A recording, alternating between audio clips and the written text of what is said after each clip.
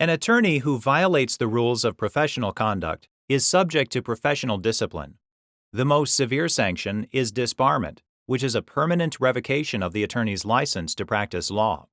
The attorney in Re Mountain is disbarred after he violates numerous ethical rules while handling an adoption. In November of 1983, Rodney and Carol Mosier needed help adopting a baby from an expectant mother, Angela Searles. The Mosiers called attorney Keith Mountain. Mountain insisted on receiving half of his $500 fee before contacting Searles to arrange the adoption. Mountain then contacted Searles and her grandmother to facilitate the adoption, assuring Searles that he was also representing her. Since the Searles were living in a hotel and having financial troubles, Mountain arranged for the Mosiers to provide them with $300 in financial assistance. A few months later, Searles' grandma became worried that the Mosiers weren't wealthy enough to adopt the baby.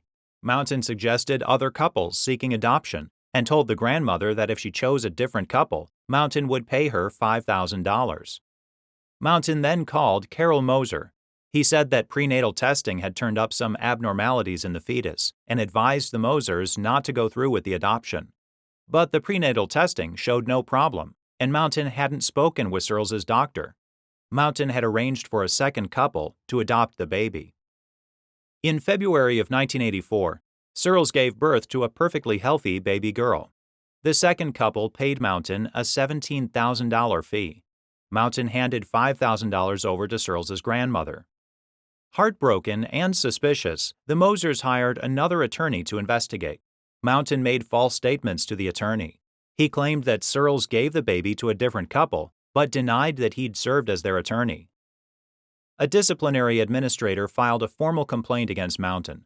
The disciplinary panel held a hearing and concluded that Mountain violated several rules of professional conduct.